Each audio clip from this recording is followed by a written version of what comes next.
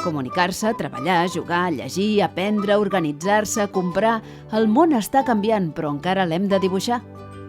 T'imagines com serà el món d'aquí a 30 anys? Els hospitals, els centres educatius, els súpers, els transports, el teu lloc de treball, la teva ciutat...